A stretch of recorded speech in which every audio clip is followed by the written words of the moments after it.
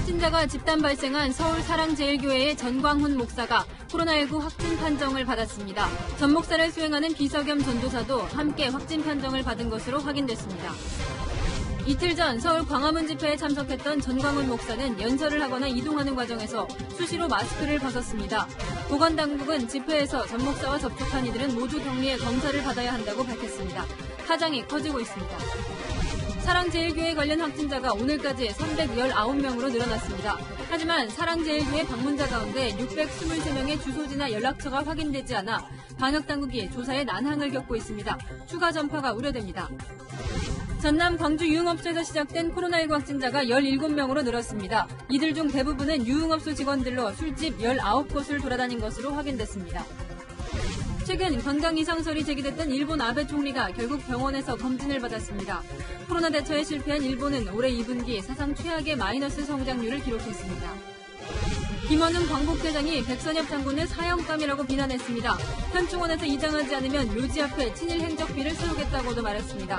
통합당은 이에 대해 문재인 대통령이 직접 입장을 밝히라며 거세게 반발하고 있습니다.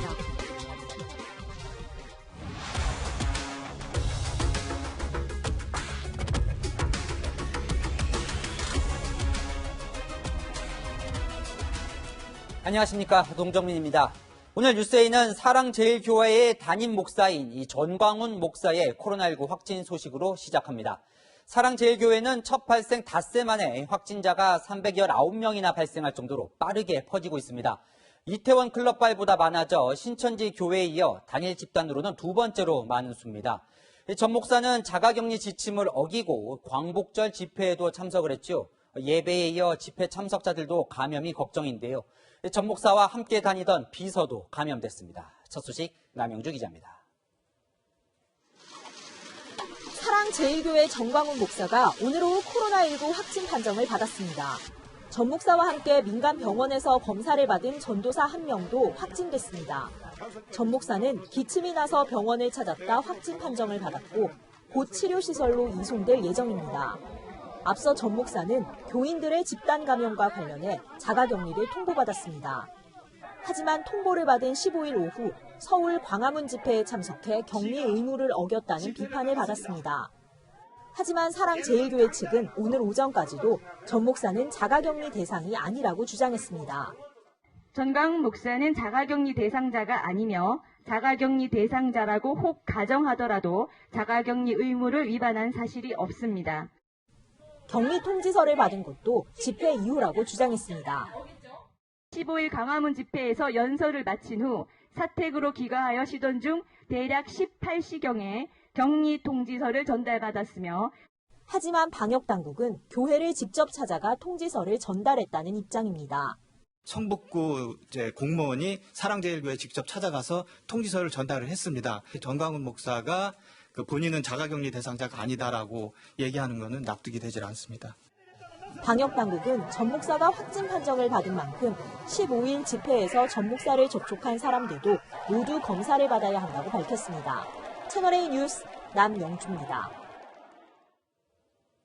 전광훈 목사의 지난 광복절 집회 때 연설 장면을 보면 이 마스크를 안 쓰고 있습니다.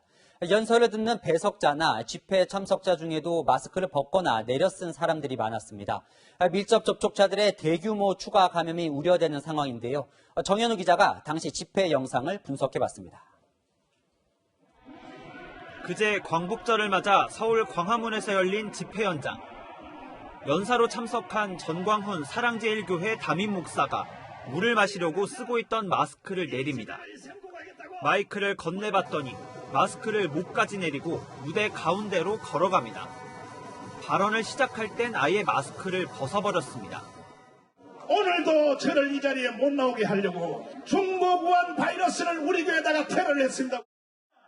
구청이 자신을 자가격리 대상자로 통보한 걸 알고 있는 것처럼 발언하기도 했습니다. 아까 오후에 보니까 구청에서 우리 교회를 찾아와서 전광훈 목사를 격리 대상으로 정했다고 통보를 했습니다. 마스크를 벗은 상태로 전 목사가 발언을 이어간 시간은 약 15분. 김경재 자유총연맹 총재와 나란히 서서 구호를 외친 다음에야 무대에서 내려갔습니다. 우리는 이겼습니다. 반드시 이깁니다. 통역사를 비롯해 전 목사 주변에 있던 집회 참가자와 배석자 중에도 마스크를 벗거나 내려 쓴 사람들이 있었습니다. 상당수가 전 목사의 밀접촉자인 만큼 대부분 방역당국의 추적 대상입니다. 방역당국은 이날 집회 참석자들에게도 코로나19 검사를 받으라고 독려하고 있지만 상당수가 고령인데다 자발적 협조를 기대해야 하는 상황이라 애를 먹고 있습니다. 채널A 뉴스 정현우입니다. 전광훈 목사는 재판 관련 집회에 참석하지 않는다는 조건으로 보석이 허가돼 풀려나 있습니다. 그런데도 광복절 집회에 참석을 했고 검찰은 전 목사 보석을 취소해달라고 법원에 요청을 했죠. 전 목사가 코로나19 확진 판정을 받으면서 신문 일정도 미뤄질 것으로 보입니다. 이은우 기자입니다. 검찰은 어젯밤 전광훈 사랑제일교회 담임 목사에 대해 보석을 취소해달라고 법원에 요청했습니다. 전 목사가 지난 15일 서울 광화문에서 열린 집회에 참석한 게 보석 조건을 어겼다는 겁니다.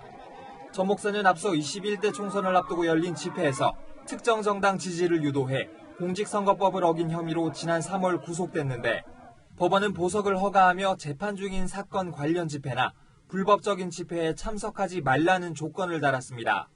재판부에서 허락하기까지는 집회는 제가 좀 자제하려고 합니다. 검찰은 전 목사가 참석한 15일 집회의 성격이 사실상 재판 중인 사건과 관련돼 있다고 보고 있습니다. 지나간 4월 15일 선거는 선거가 아니라 사기입니다, 사기! 애초 법원은 전 목사를 불러 신문한 뒤 보석 취소 여부를 결정하는 방안도 검토했습니다. 하지만 전 목사가 오늘 확진 판정을 받으면서 신문 날짜가 미뤄질 가능성이 높아졌습니다. 보석 취소는 서면 심사만으로도 법원이 결정할 수 있지만 취소가 돼도 전 목사의 치료가 끝난 뒤에나 집행이 가능합니다. 한편 전 목사의 재수감을 촉구하는 청와대 국민청원 글에는 사흘 만에 20만 명 넘는 사람이 동의했습니다. 채널A 뉴스 이은우입니다. 지금 경찰 수사가 예고된 건 전 목사뿐만이 아닙니다. 광복절 집회를 주도한 집회 참석자들 상당수를 조사 중인데 전 목사 확진으로 이들 수사도 지연될 수 있습니다. 이어서 박건영 기자입니다. 어제 보건복지부와 서울시는 전광훈 목사를 감염병 예방법 위반 혐의로 경찰에 고발했습니다. 자가격리 대상자인데 이를 어기고 지난 15일 서울 광화문에서 열린 집회에 참가했기 때문입니다. 전광훈 담임 목사가 첫째 자가격리 조치를 위반하고 방역당국의 조치에 불응하고 협조를 거부하는 데 따라 고발을 하게 되는 것입니다. 경찰은 고발인 조사를 마치는 대로 전 목사도 소환 조사할 예정이었습니다. 하지만 전 목사가 확진 판정을 받으면서 격리 치료가 끝날 때까지 조사가 어려워졌습니다.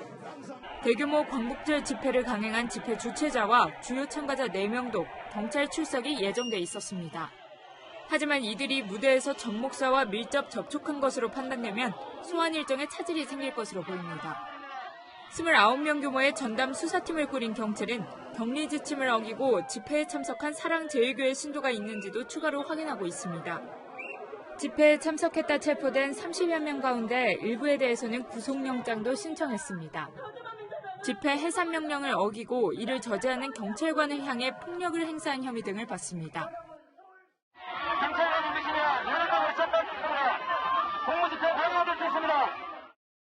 구속영장이 신청된 사람 중에는 지난 7월 국회 개원연설을 마치고 나오는 문재인 대통령에게 신발을 던진 남성도 포함되어 있습니다.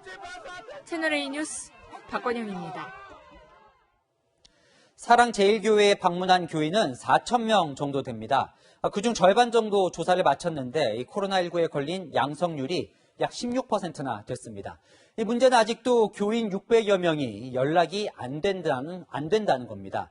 이 확진 판정을 받은 뒤 도주한 교인도 있는데요. 숨어버린 교인을 향해 이 정부는 협조를 요청하고 나섰습니다. 홍유라 기자입니다. 서울 사랑제일교회 예배에 참석했던 40대 여성이 오늘 코로나19 확진 판정을 받았습니다. 그런데 병원으로 이송되기 직전 도주했다가 포항시 한 공원에서 검거되며 한바탕 소동이 벌어졌습니다. 이 여성은 광복절 집회 참가자입니다. 저 광화문에 집회 참석했답니다. 8월 15일 광화문 걷는 건 맞는 것 같고요. 대형 집회에 참석한 교인으로 인한 코로나19 확산 우려가 큰 가운데 이미 사랑제일교회 관련 확진자는 전국에서 확인되고 있습니다. 서울에서만 209명 발생해 수도권 확진자 300명을 넘어섰고 대구와 충남, 경북 등 비수도권까지 합산하면 전체 확진자가 319명에 달합니다. 방역당국은 일부 교인이 교회에서 함께 먹고 잔 데다 소모임 등 다양한 활동을 해 감염이 증폭된 걸로 보고 있습니다. 게다가 확진자의 주요 노출 장소가 콜센터와 어린이집, 요양병원 같은 다중이용기관이라 N차 감염 가능성도 배제할 수 없습니다. 사랑의 제일교회 관련해서 2차, 3차 전파와 관련된 집단 발병이 급격하게 늘고 있는 게 사실입니다. 이런 가운데 확보된 사랑제일교회 방문자 명단은 4,066명. 일단 3,443명의 주소지와 연락처는 확인됐지만 나머지 623명은 확인조차 안 됐습니다. 정부는 연락이 닿지 않는 교인에 대해선 경찰청 협조하에 찾아내 격리 조치와 검사를 받도록 할 계획입니다. 채널A 뉴스 홍미라입니다. 네, 사랑제일교회 관련 내용은 잠시 후 집중 분석하겠습니다. 종교시설과 관련된 집단 감염이 이어지고 있습니다. 용인 우리제일교회 관련 확진자는 130명을 넘었습니다. 경기도가 종교행사를 금지했는데도 대규모 수련회를 열었다 적발된 교회도 있습니다. 신선미 기자가 취재했습니다. 교회 입구에 출입을 막는 통제선이 설치됐습니다. 지난 11일 이후 확진자가 속출하면서 폐쇄 명령이 내려졌기 때문입니다. 같은 시간 예배를 본 신도 690여 명에 대해 검사가 진행 중인데 오늘 5명이 확진 판정을 받으면서 총 확진자는 131명으로 늘었습니다. 교회에 등록된 신도 900여 명은 자가격리 중입니다. 방역당국은 교회 성가대원들이 예배 시간 마스크를 쓰지 않고 노래를 불렀고 교인들이 예배 후 식사를 함께하면서 감염이 확산된 것으로 보고 있습니다. 확진자가 다녀간 장소를 중심으로 역학조사가 진행 중인데 이 과정에서 확진자가 더 늘어날 우려도 큽니다. 복지관, 물류센터, 어린이집, 공인중개업체 등 추가 노출 장소에 대해서 역학조사와 접촉자 관리가 진행 중에 있습니다.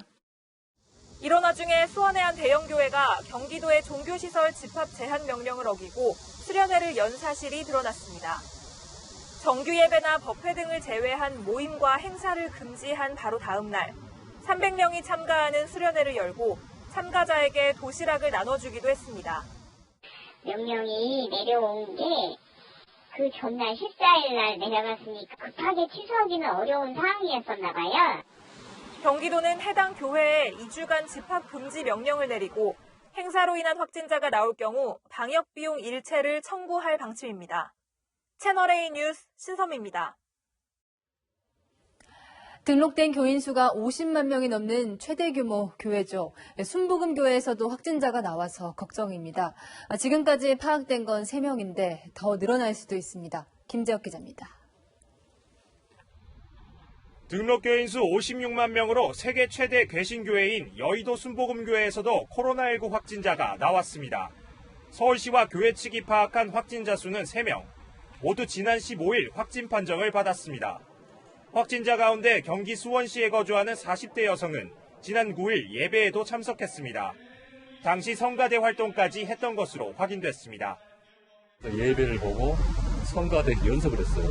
그 당시 이제 접촉했던 성가대하고 오케스트라 100여 명은 지금 검사 다 끝났고. 김포시에 거주하는 30대 남성은 확진 판정을 받기 전인 지난 10일부터 12일까지 제주도를 방문했습니다. 함께 제주도를 방문한 남성의 부모도 모두 양성 판정을 받았습니다. 이 외에 확진된 여성 교인은 지난 14일 교회 부속기관인 세계선교센터에 방문했습니다. 확진자가 다녀간 선교센터 앞입니다. 현재 교회 측은 이곳 선교센터를 폐쇄한 상태입니다. 방역당국은 확진자의 남편이 사랑제일교회 교인으로 확진 판정을 받았다고 설명했습니다. 여의도 순복음교회 측은 성가대 모임 등 교회 내 소모임을 중지하겠다고 밝혔습니다. 정규 예배는 마스크를 쓰고 최소 인원으로 진행할 예정이라고 설명했습니다. 방역당국은 현재 순복음교회의 방역 조치를 끝내고 역학조사를 진행 중입니다. 채널A 뉴스 김지혁입니다. 확진자가 또 급격하게 늘어나면서 제2의 신천지 사태가 오는 것 아닌가 우려가 많습니다. 경제정책산업부 이상현 기자와 짚어보겠습니다.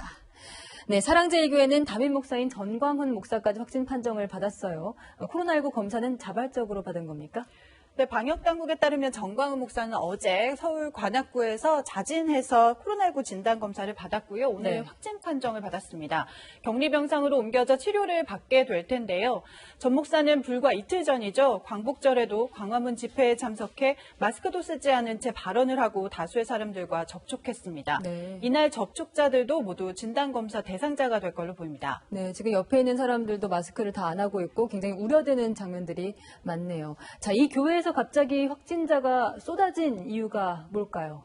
사랑제일교회의 첫 번째 확진자, 지난 9일 예배에 참석했던 걸로 확인이 됐는데요. 네. 유튜브에 올라와 있는 9일자 예배 영상을 보시면은요, 대다수가 마스크를 착용하기는 했지만 거리두기가 지켜지지 않고 있고요. 큰 소리로 노래를 부르거나 기도하는 행위가 계속됩니다. 강단에선 전광훈 목사도 마스크도 쓰지 않았습니다. 네. 이날 전 목사는 코로나19를 조심하자고 하기는커녕 야외에서는 괜찮다면서 집회 참여를 장려하기도 했는데요. 한번 들어보시죠. 교회 전수조사 다 했는데요. 한 명도 안 걸렸습니다. 야외 집회에서는 걸린 적이 지금 한 건도 없어요. 이 교회 강당에서는 지방에서 온 신도들이 숙식을 하고 주말에도 기도 모임을 하는 등 전파 위험이 높은 행위가 이뤄졌던 걸로 확인이 되고 있고요. 지난 4월에는 서울시의 집합 금지 명령을 어기고 예배를 강행해서 집회 참여자들이 고발을 당하기도 했습니다. 네, 한 명도 안 걸렸다고 말하는 전 목사도 결국은 확진 판정을 받았군요. 자, 지금까지는 300명 정도 확진 판정을 받았는데 사랑제일교회가 신천지 대구교회 때보다 확진자가 더 많아질 가능성도 있습니까? 사랑제일교회 확진자는 오늘날 12시를 기준으로 319명입니다. 네. 국내 발생으로는 신천지 집단 발생 다음으로 가장 많은데요. 네. 교인의 절반에 가까운 40%가 양성 판정을 받았던 대구교회와 달리 사랑제일교회의 경우 지금까지 검사를 받은 2,000명 정도의 신도 중에서 16%가 확진돼 양성률은 신천지만큼 높지는 않습니다. 다만 젊은 층의 신도가 많았던 신천지 집단 발생과 달리 노령층 확진자가 많다는 점이 우려됩니다. 고령층일수록 중증으로 진행될 확률이 높고 치명률이 높아 위험합니다. 네. 또 교인들이 전국 곳곳에 퍼져 있는 점, 콜센터나 방문 요양센터, 어린이집, 학원 등에서의 접촉이 확인되고 있다는 점에서 신천지 대구교회보다 위험하다고 판단이 됩니다. 노인분들뿐만 아니라 아이들까지 위험할 수 있는 거네요. 자, 오늘 방역당국이 발표한 집단 감염 발생지를 보면은 사랑제일교회뿐만 아니라 교회가 좀 많이 나왔습니다. 물론 신도분들도 굉장히 조심하실 텐데 감염에 취약한 이유가 뭘까요? 네, 사랑제일교회 말고도 여의도 순복음교회, 용인 우리제일교회 등 수도권의 교회들을 중심으로 한 집단 감염이 이어지고 있습니다. 대부분 정규 예배보다는 성가대나 모임, 식사 등을 통해 전파가 됐는데요. 방역당국은 지난 7월에 이런 행위들을 금지시키는 방역수칙을 의무화했었습니다. 하지만 확진자 발생이 잠잠해지자 2주 만에 의무 조치를 해제하고 자율 준수를 당부했습니다. 일각에서는 방역당국이 이때 교회들의 잘못된 신호를 줘서 긴장감을 누그러뜨렸다는 비판이 나오고 있습니다. 또 현재 수도권은 교회뿐만 아니라 카페나 식당 등 일상 속 공간에서 감염이 이어지고 있는데요. 역학조사 수요가 폭증하다 보니 방역당국이 접촉자를 파악하고 차단하는 데 한계가 있는 상황입니다. 스스로 마스크를 착용하고 다중이용시설에 오래 머무르지 않는 등 개인 방역이 어느 때보다 중요한 시기입니다. 네. 그리고 또 지금이라도 늦지 않았으니까 연락이 되지 않은 교인들도 방역당국에 협조하시고 감염이 빨리 차단되게 도움 주시길 바랍니다. 자, 이상현 기자 잘 들었습니다. 오늘은 황금 연휴 마지막 날이었습니다. 소비 진작을 위해 임시 공휴일까지 지정한 이번 황금 연휴 사흘 동안 공교롭게도 확진자가 642명, 폭발적으로 늘었습니다. 정부는 지금이 지난 2, 3월 신천지 교회발 집단 감염보다 더 위험하다고 보고 있습니다. 동시다발적으로 집단 감염이 발생하고 있고 고령층 비율이 높아 치명적이며 무엇보다 국민들의 경각심이 그때보다 더 낮아졌다는 겁니다. 그 실태를 지금부터 집중 보도해드리겠습니다. 먼저 유흥업소발 감염자가 17명으로 늘어난 광주부터 가보겠습니다. 공국진 기자입니다. 광주 시내 유흥업소들이 밀집한 거리. 사람들의 발길이 뚝 끊겼습니다. 지난 10일부터 유흥업소 한 곳에서 9명이 코로나19 확진 판정을 받은 데 이어 어제는 다른 유흥업소 한 곳에서 5명이 추가로 양성 판정이 나왔습니다. 손님 6명과 여성 접객원, 이른바 도미 8명인데 확진자들과 접촉한 3명도 추가로 양성 판정이 나오면서 관련 확진자는 총 17명으로 늘었습니다. 확진자가 나온 유흥업소들엔 폐쇄 명령이 내려졌는데요. 입구엔 집합을 금지한다는 안내문이 붙었습니다. 확진자 대부분은 제대로 마스크를 쓰지 않은 것으로 드러났습니다. 지금 대부분은 안 썼어요. 이제 오늘 와서 거꾸로 해보니 안 쓴 거죠. 방역당국 조사 결과 확진된 여성 접객원들이 드나든 업소가 20곳에 육박합니다. 이들이 불특정 다수와 접촉했을 가능성이 커 확진자 수가 더욱 늘어날 가능성도 배제할 수 없습니다. 현재 이들 업소와 관련되거나 출입한 970여 명에 대해 진단검사가 진행 중입니다. 밀접촉자로 분류된 300여 명은 자가격리 중입니다. 전액이 걱정되고 나는 사람들이 오셔서 아무나 안 하겠어요. 유흥업소발 집단 감염 사태가 터지자 광주시는 관내 유흥업소 680여 곳에 대해 25일까지 집합금지와 시설 폐쇄 명령을 내렸습니다. 또 고위험 시설로 지정된 단란주점과 콜라텍 등 1,500여 곳에 대해서도 단속을 벌이고 있습니다. 채널A 뉴스 공진입니다. 다음은 부산 소식입니다. 확진자가 40명에 육박하면서 부산시는 오늘 정오부터 사회적 거리 두기를 2단계로 상향했습니다. 하지만 해수욕장을 찾은 피서객 대부분은 마스크를 쓰지 않았고 안 써도 단속도 거의 없었습니다. 배영진 기자가 오늘 하루 10만 명이 모인 해운대 해수욕장을 점검해봤습니다. 백사장에서 바다를 배경으로 사진을 찍고 파라솔 그늘 아래 휴식을 취합니다. 연휴 마지막 날인 오늘 해운대 해수욕장에는 10만 명의 인파가 몰렸습니다. 그런데 상당수 피서객들은 마스크를 쓰지 않았습니다. 마스크 착용과 거리 두기를 안내하는 방송이 나오지만 아랑곳하지 않습니다.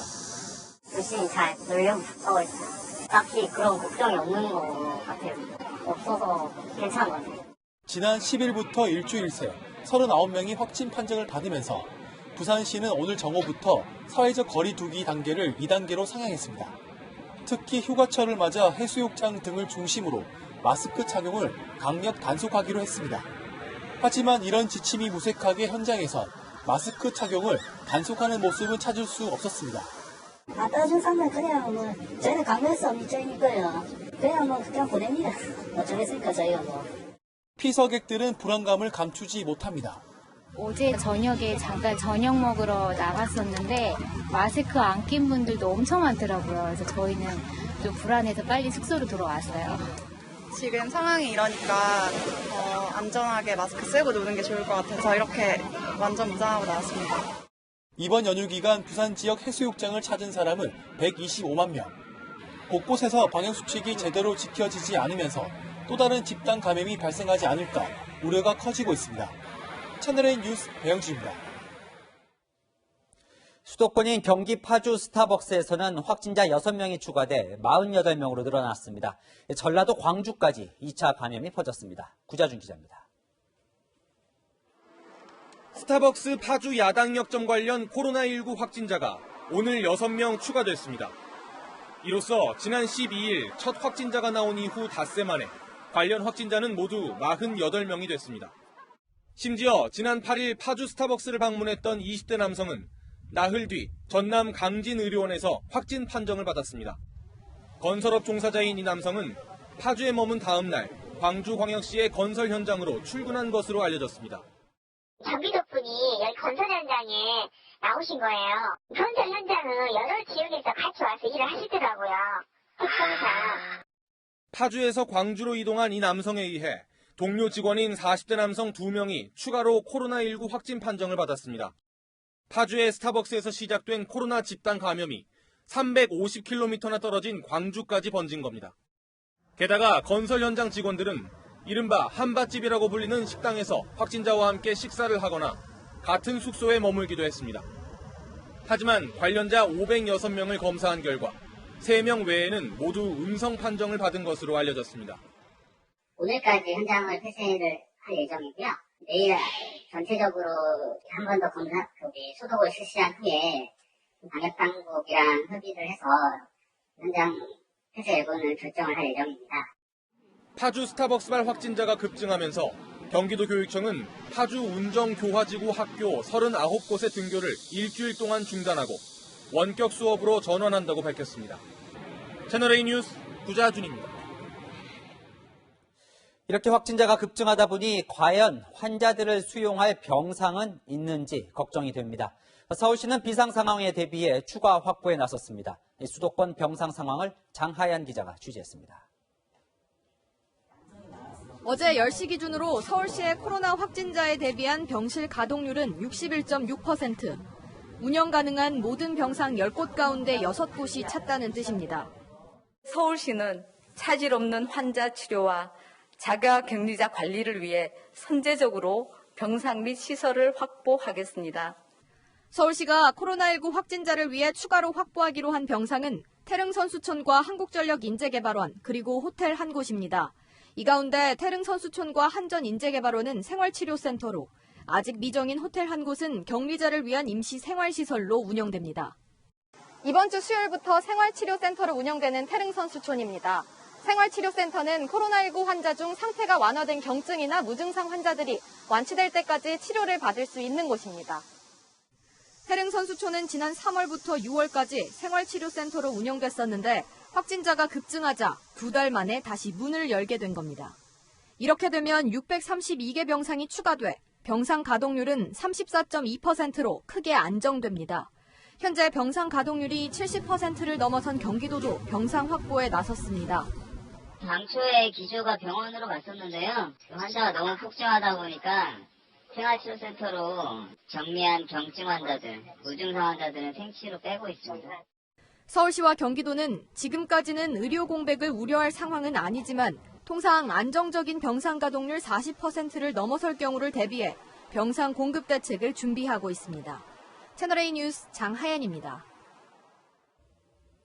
전 세계 코로나19 신규 확진자도 역대 최고치를 기록했습니다. 폭발적인 2차 대유행 속에 변종 바이러스까지 발견됐습니다. 자, 이러면 백신이 나와도 무용지물이 될 수 있다는 전망이 나옵니다. 정다은 기자입니다. 세계보건기구 WHO는 지난 15일 하루 동안 29만 4천 명의 신규 확진자가 나왔다고 밝혔습니다.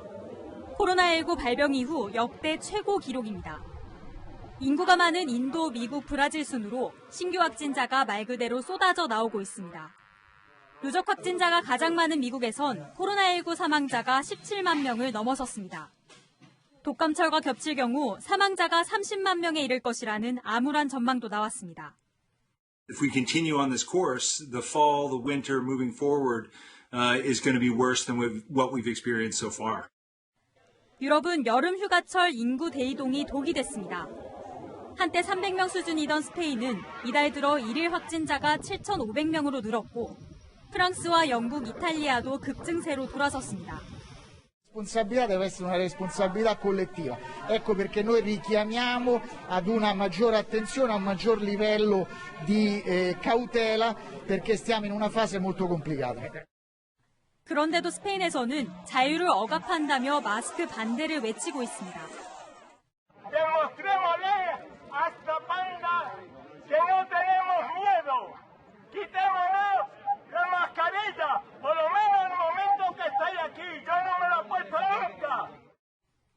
한여름 2차 대유행이 시작된 가운데 말레이시아에서는 코로나19 변종 바이러스가 발견됐습니다.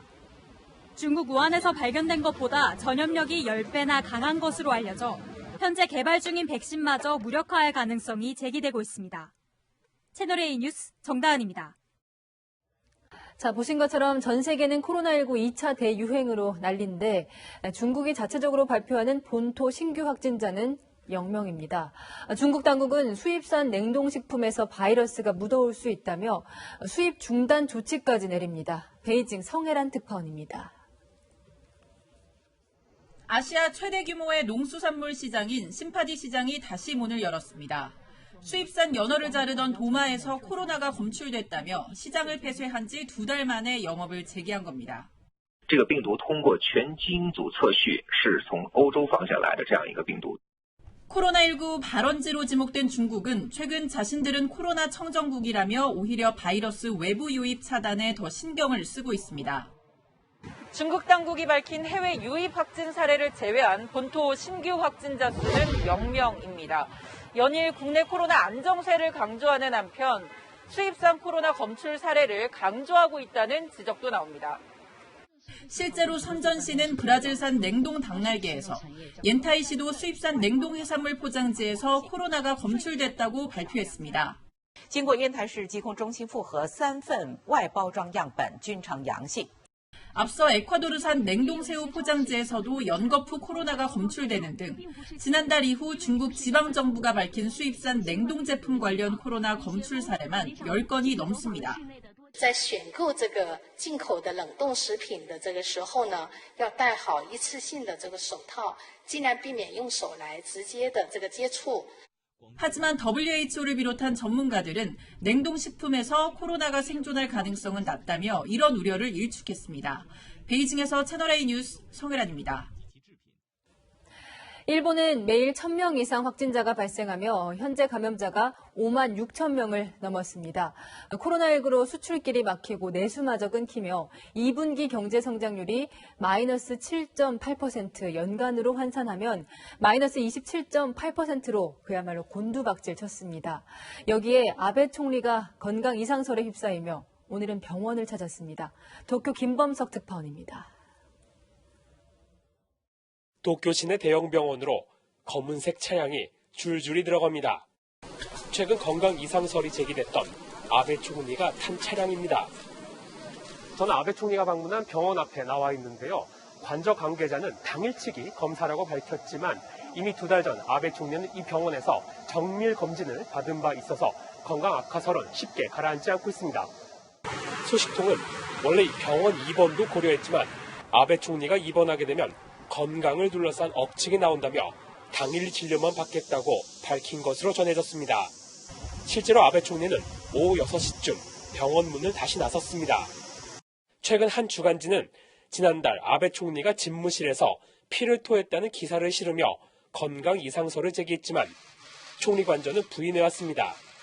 이런 가운데 일본 정부는 2분기 국내 총생산 성장률이 전분기 대비 7.8% 하락해 하락폭이 가장 컸다고 밝혔습니다. 연간으로는 마이너스 27.8%나 되는 최악의 성적표입니다. 제조업 강국 일본을 떠받치는 수출은 자동차 등을 중심으로 급감했고 외출 자제령과 이동 제한 조치로 내수도 얼어붙었기 때문입니다. 4月、5月に緊急事態宣言を発出いたしまして、いわば人為的に経済を止めていた状況でありますので、その影響でこうした厳しい結果となっております。 이로써 일본은 지난해 4분기 이후 3분기 연속 역성장을 기록하게 됐는데 경기 침체에 접어든 것이라는 전망까지 나왔습니다. コロナ危機、コロナ感染によって経済が停滞する状況を見ると、アベノミクスを目指した目標は達成されないだろうと。 코로나 재확산과 경제 위기, 건강 이상설, 그리고 지지율 하락까지 아베 총리가 사면초가에 빠졌습니다. 도쿄에서 채널A 뉴스 김범석입니다.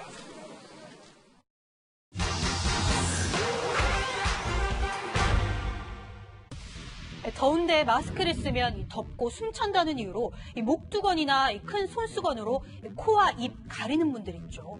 이러면 오히려 침방울이 더 확산할 수 있다는데 사실인지 따져보겠습니다.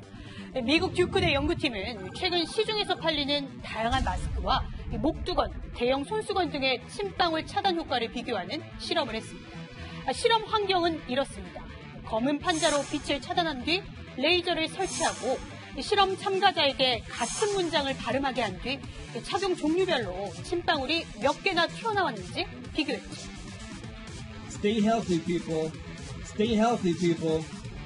침방울 차단이 가장 잘 된 건 우리나라의 KF94와 성능이 비슷한 N95 마스크였고 3겹짜리 수술용 덴탈 마스크가 뒤를 이었습니다. 2겹짜리 면 마스크도 침방울을 90% 차단하는데요. 반다나라고 부르는 대형 손수건은 차단율이 50%에 불과했습니다. 여름철 자외선 차단용 이 목두건은 이 마스크를 안 쓴 경우보다 침방울 수가 더 많았다는데 그 이유는 뭘까요? The textile breaking up those big particles into many little particles. 침방울이 목두건 이 섬유 조직을 통과하면서 잘게 쪼개지고 가벼워져서 공기 중에 더 오래 떠다닐 수 있어서인데요. 연구진들이 코로나19를 예방하려면 제대로 된 마스크를 써야 한다고 결론 내린 이유입니다. 실제로 방역당국이 공개한 국내 사례를 보면 1시간 넘게 코로나19 확진자와 같은 차에 탔던 이 동승객 3명이 이 마스크를 제대로 쓴 덕분에 감염을 피한 경우가 있었는데요. 이 마스크 쓰기, 손 씻기, 사회적 거리 두기가 지금까지 나온 최고의 예방 백신이나 다름없다는 점 잊지 말아야겠습니다. 이 밖에도 궁금한 점은 팩트맨 많은 분이 바랍니다. 연일 친일파 공격에 나서고 있는 김원웅 광복회장. 오늘은 한국전쟁 영웅으로도 불리는 고 백선엽 장군을 사형감이라고 공격했습니다. 대전 현충원에 안장된 백 장군의 묘를 이장하지 않으면 묘 앞에 친일 행적비를 세울 것이라고 예고했는데요. 이게 가능하려면 법을 개정해야 하는데 민주당도 법 개정에 긍정적인 분위기입니다. 강병규 기자입니다. 김원웅 광복회장이 백선엽 장군은 사형감이라고 비난했습니다. 6.25가 난 그날 그 백선엽 장군이 이끌던 군체 1사단이 그 안에서 백선엽이 안 나타났어요. 그 다음날도 안 나타났어. 한강을 넘어 도망갔는데 그것만 가지고도 저는 사형감이거든요. 백 장군은 회고록에서 6.25 전쟁 발발 당시 사령부에 없었던 것은 맞지만 3개월짜리 간부 훈련 교육 기간이었고 남침 소식을 듣고 2시간 뒤 사단 사령부로 복귀했다고 회상했습니다. 김원웅 회장은 유가족들에게 백 장군의 이장을 요구하기도 했습니다. 이장을 할 것인가 안 할 것인가 안 해도 좋다. 근데 안 할 경우에는 그 자리에 그 묘지 앞에 친일 행적비를 세우겠다. 그런 뜻입니다. 현행법상 정부가 친일파라는 이유로 유족에게 이장을 요구할 수 없고 친일 행적비도 세울 수 없습니다. 김 회장은 이장 요구나 친일 행적비 설치가 가능하도록 민주당 의원들과 함께 국립묘지법 및 상훈법 개정을 추진하고 있습니다. 통합당은 민주당이 김 회장 주장에 맞장구를 치며 증오의 구판을 벌이고 있다고 비판하면서 문재인 대통령이 입장을 밝혀야 한다고 대통령을 압박했습니다. 김원웅 회장이 박정희 전두환 정권에서 여당 당직자로 일한 이력을 두고 통합당은 부역자라고 비판하고 있습니다. 하지만 김 회장은 생계 때문이었다며 몸을 담은 건 부끄럽다고 했습니다. 채널A 뉴스 강병규입니다. 최근 지지율 상승으로 자신감을 다소 회복한 미래통합당이 내년 4월 재보궐선거에 시동을 걸기 시작했습니다. 통합당 소속 지자체장의 잘못으로 선거가 열리는 지역구는 후보를 내지 않는 방안을 검토하고 있습니다. 민주당을 향해 서울, 부산시장 후보를 내지 말라는 압박 전략으로 보입니다. 당내 후보군도 띄우기 시작했습니다. 김윤수 기자입니다. 미래통합당이 내년 4월 경남 의령군수 재선거에 후보를 내지 않는 방안을 추진 중입니다. 통합당 후보가 군수에 당선됐지만 지역민에게 식대를 지급해 선거법 위반으로 당선 무효가 됐기 때문입니다. 통합당 관계자는 전임 군수의 책임을 당도 함께 진다는 차원에서 무공천할 가능성이 크다고 밝혔습니다. 민주당 소속 서울시장과 부산시장의 성추행 의혹과 관련돼 서울시장과 부산시장 보궐선거가 치러지는 만큼 민주당이 후보를 내서는 안 된다는 압박으로 풀이됩니다. 원래 국민들에게 약속한 대로라면 자기 당 출신 자치단체장의 책임으로 보궐선거가 생기면 후보를 내지 않도록 돼 있으니까 그렇게 해야 하겠죠. 민주당에게 무공천을 압박하면서 통합당 후보 띄우기도 이어가고 있습니다. 꼭 당선될 수 있는 사람을 찾는 거죠. 지방행정이라는 건 좀 경영 능력도 있고 또 주민과 소통 능력을 갖는 그런 사람을 찾는 거죠. 김종인 비대위원장은 오늘 보도된 인터뷰에서는 서울시장 후보는 새 인물이 효과적이라며 국회 5분 연설로 호평을 받은 윤희숙 의원에 대해 준비를 갖추고 나선다면 가능성 있는 후보 중 하나라고 평가했습니다. 정부의 부동산세 강화에 반기를 들며 재산세 감면을 주장한 조은희 서초구청장과 함께 나경원, 오세훈, 홍정욱 전 의원 등이 후보로 거론되고 있습니다. 민주당에서는 추미애, 박영선 장관과 우상호, 박주민 의원 등이 후보로 언급되고 있습니다. 채널A 뉴스 김윤수입니다. 안철수 국민의당 대표와 진중권 전 교수가 만나 문재인 정부를 함께 비판했습니다. 뭐라고 비판했는지 안보겸 기자가 보도합니다. 정부 여당에서 그렇게 자주 하던 적폐청산 이야기를 이제 더 이상 하지 않고 있습니다. 자기들이 적폐니까. 자기가 적폐가 된 거를 이제 자기 스스로 알다 보니까. 유튜브 대담에서 만난 안철수 국민의당 대표와 진중권 전 교수는 정부 여당의 문화를 조폭에 비유하기도 했습니다. 사태 보면서 조폭 문화가 생각났습니다. 옳고 그름보다 우리 편이냐 상대편이냐 그걸로 모든 걸 판단하지 않습니까? 586 세력이거든요. 그러니까 사실 자유민주주의에 대한 학습을 거의 못했습니다. 그러니까 이분들이 생각하는 게 정치를 바라보는 게 운동권적인 사고방식이에요. 선악의 싸움이고. 문재인 대통령 지지율의 상당 부분은 노무현 전 대통령 후광 덕분이라고도 했습니다. 노무현의 아우라를 뒤집어 씌워서 이렇게 보고 있는데 콘크리트 지지율 있잖아요. 그게 있기 때문에 바뀌질 않는 거예요. 무조건 지지해주는 층이 있기 때문에 막 가는 거거든요. 근데 정부와 민주당의 검찰 개혁 방향은 잘못됐다고 한 목소리를 냈습니다. 민주적 통제라는 이름으로 검찰을 자기들 밑으로 가서 검찰이 독립성을 갖지 못하게 만드는 게 개혁의 목표가 되는 거예요. 맹견이라고 판단이 되니까 가혹하게 지금 대하는 것 아니겠습니까? 검찰 개혁의 목표 자체가 충견이나 애완견을 만드는 것이라는 게 그냥 밝혀진 거라고 생각합니다. 두 사람이 부동산 정책에 대해 나눈 대담은 이번 주에 추가로 공개될 예정입니다. 채널A 뉴스 안보겸입니다. 더불어민주당이 행정수도 이전과 관련해서 구체적인 기관들의 이전 윤곽을 잡았습니다. 특별법을 만들어 국회는 세종으로 옮기고 청와대와 사법부는 서울에 두는 안이 유력합니다. 여의도 국회 부지를 어떻게 활용할지도 논의가 곧 시작될 전망입니다. 전혜정 기자의 단독 보도입니다. 더불어민주당이 특별법을 만들어 세종시에 국회만 옮기기로 가닥을 잡았습니다. 행정수도 추진단은 특별법에 행정수도는 세종시라고 명시한 후 국회는 행정수도에 둔다는 내용을 포함시키는 방안을 검토 중입니다. 다만 2004년 행정수도 이전 위헌 판결 때 헌법재판소가 수도의 결정적 요소로 봤던 청와대는 서울에 남기기로 했습니다. 행정수도 추진단 관계자는 채널A에 헌재와 충돌하는 건 가급적 피하자는 의견이 많아 논의 대상에서 제외됐다고 밝혔습니다. 대신 청와대 제2집무실을 세종에 두는 방안을 추진합니다. 헌재와 대법원 등 사법부 역시 삼권 분립 침해 논란을 우려해 이전 대상에서 제외시켰습니다. 민주당은 이런 내용이 담긴 특별법 민주당안을 조만간 공개할 예정입니다. 오는 9월 정기국회 때 국회 차원의 행정수도 이전 특위를 구성한 뒤 야당과 협의해 올해 안에 특별법을 처리하겠다는 구상입니다. 국회 이전이 가시화되면서 여의도 국회 부지 활용 방안에 대한 논의도 시작될 전망입니다. 4차 산업연구단지나 역사박물관으로 활용하는 방안이 우선 거론되고 있습니다. 아파트를 짓는 방안은 부정적인 것으로 알려졌습니다.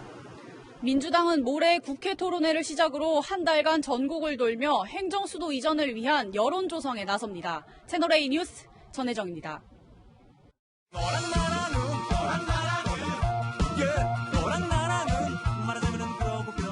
11시 시작합니다. 정치부 이동은 기자 나와 있습니다. 네. 첫 번째 주제 보겠습니다.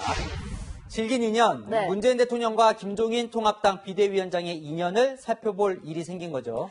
네, 지난 5월에 취임한 김종인 위원장은 아직까지 문 대통령과 공식 회동을 하지 않았는데요. 청와대는 여야 대표 회동을 제안했지만 통합당이 거절했다고 밝혔습니다. 국정 전반에 대해 의제에 구애받지 않고 허심탄회하게 논의하는 자리를 마련하고자 했습니다. 그러나 미래통합당은 어제 21일로 제안했던 일정이 불가함을 밝혀왔습니다. 통합당 입장은 저 최재성 정무수석 이야기와는 좀 달라요. 이 네. 청와대의 초청을 받은 적이 없다고 말하는데 네. 어찌 된 일입니까? 네, 김은혜 통합당 대변인은 빈말로 지나가듯 던져놓고서 마치 통합당이 거부해서 성사가 안 된 것처럼 떠넘기고 있다고 비판했습니다. 국면 전환쇼에 무턱대고 따르라 하면 저희는 따를 수 없다. 무례하다고까지 했는데요. 통합당은 청와대와 정부 여당이 독주하는 상황에서 초청에 응해봤자 얻을 게 없다고 판단한 것 같습니다. 네, 이 두 사람이 질긴 인연 좀 살펴볼까요? 자, 네. 문재인 대통령 당대표 시절에 이 네. 김종인 비대위원장은 삼고 초려해서 데려왔던 그런 네. 관계잖아요. 맞습니다. 하지만 2017년 대선을 앞두고 결별했는데요. 4년 만에 대통령과 제1야당 대표로 질긴 인연을 이어가게 됐습니다.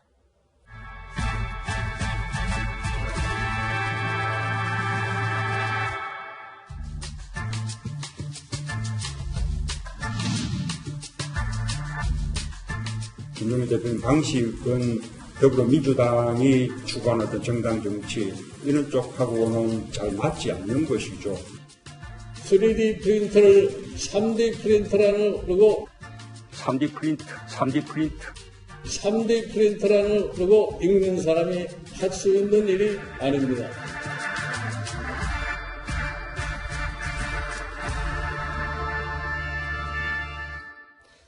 김 위원장, 근데 지금은 사실상 야당 대표니까요. 이 대통령과 좋게 지내기가 쉽지 않겠죠. 네, 문 대통령과의 만남에 대해서도 그동안 회의적으로 언급해 왔습니다. 문 대통령은 정책을 던져주려고 해도 변화하는 사람이 아니다. 좀 대화가 되고 서로 이해가 돼야 만날 수 있다는 입장을 언론 인터뷰에서 말했습니다. 네, 다음 주제 보겠습니다. 네. 윤석열 검찰총장 얼굴과 함께 네. 개 사진이 보이네요. 네, 윤석열 총장을 둘러싸고 개판이 벌어졌습니다.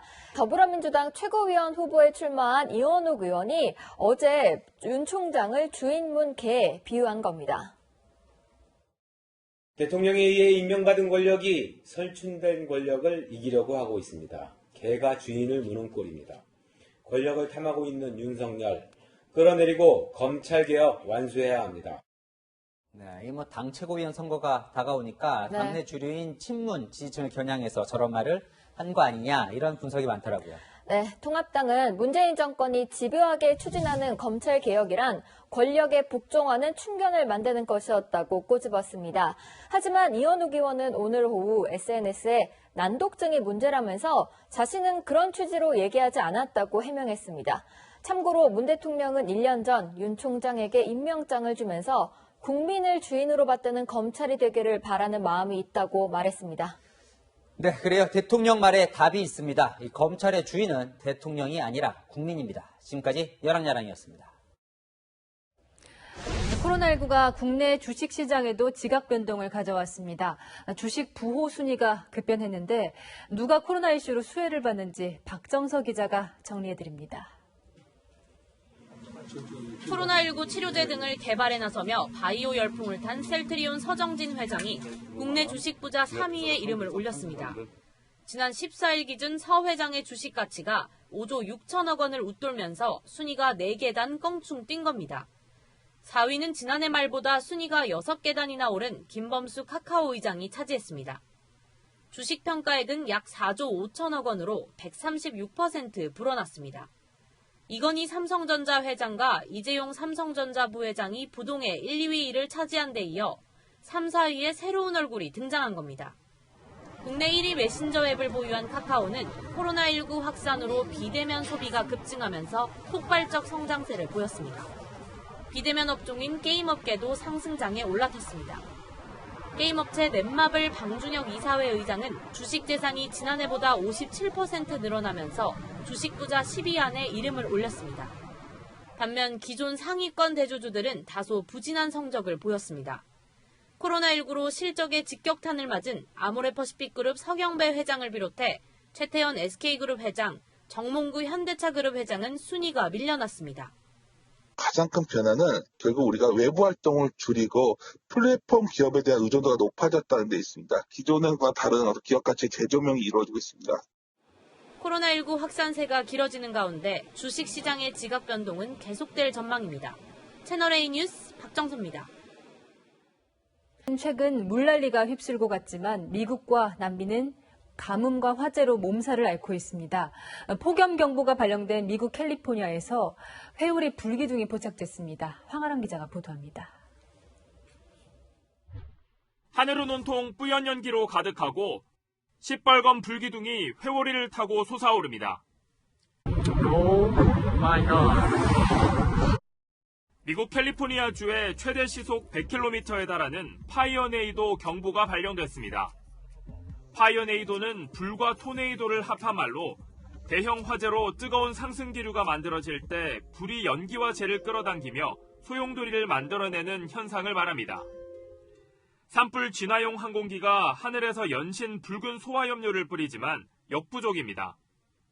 Incredibly hot. Firefighters are working very hard out there, but they're taking appropriate safety precautions.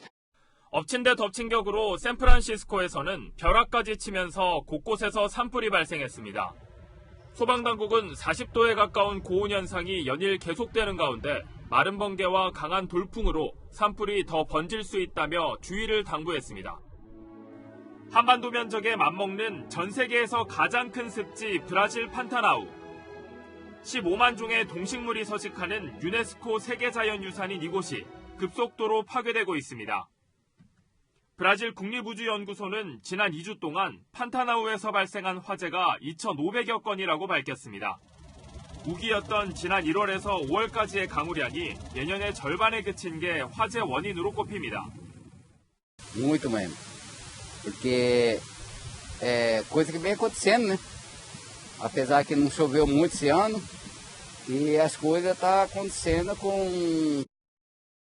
올여름 일본과 중국, 인도, 한국에는 물폭탄이 쏟아져 막대한 피해를 입혔고 지구 반대편 미국과 브라질은 가뭄과 화재로 몸살을 앓고 있습니다. 채널A 뉴스 황아람입니다.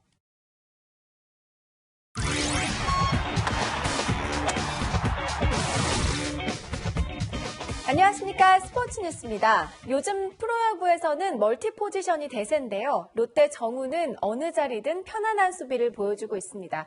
한 주간 명장면 김태욱 기자입니다. 우중간으로 날아가는 잘 맞은 타구 미끄러지며 이걸 잡아냅니다. 롯데의 중견수 정훈입니다.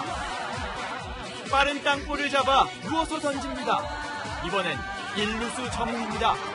멀티 포지션을 소화하고 있는 정훈. 원래 포지션이 사실 2루수였었잖아요, 지금. 어디에 자리하든 그라운드를 침대 삼아 편안하게 누워서 수비합니다. 평범한 1루 땅볼, 페르난데스가 잡아 여유를 부리며 발을 뻗는데요. 그런데 이게 웬일인가요? 베이스를 밟지 못합니다. 방심은 금물이죠. 특히 이 선수가 등장하면 방심은 절대 안 됩니다. 갑작스럽게 엉덩이를 노리고 로맨스를 만듭니다. 그러고는 퇴근하시면 짧은 안타에 1루부터 달려 홈까지 돌아온 박건우. 더그아웃으로 들어갈 힘조차 없어 보입니다. 오자마자 향한 곳은 냉장고. 나올 생각이 없어 보이죠? 여기 시원하거든요. 그렇죠. 네. 저는 제가 압니다. LG 이성우는 종합 냉방 세트가 필요합니다. 에어컨 바람과 동료 부채질에 이어 얼음과 얼음물을 이용해 스스로 더위를 이겨냅니다. 무더운 여름 더그아웃 필수 아이템은 얼음이었네요. 거침없이 달고 포기하지 않고 잡아내는 스포츠 명장면은 이번 주도 계속됩니다. 채널A 뉴스 김태욱입니다. 양산 없이는 도무지 그냥 걷기 힘든 날이었습니다. 폭염에 강한 자외선까지 더해져서 이중고였는데요. 지금 보시는 것처럼 서울을 포함한 대부분 지역에는 폭염 경보가 발효 중이고요. 서울 전역에는 올해 첫 폭염 경보가 내려졌습니다.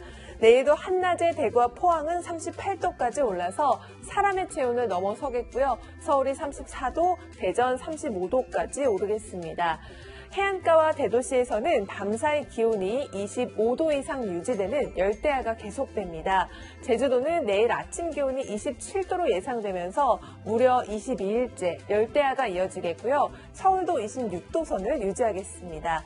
내일 자외선 지수는 매우 높은 단계로 한낮에는 매우 뜨겁습니다. 볕이 강한 오전 10시부터 오후 3시까지는 가급적 외출 자제하시고요. 양산을 꼭 챙기시는 게 좋겠습니다. 당분간 대체로 맑은 날이 이어지면서 열기는 점점 더 쌓이겠고요. 열대야와 폭염은 지속될 전망입니다. 날씨였습니다.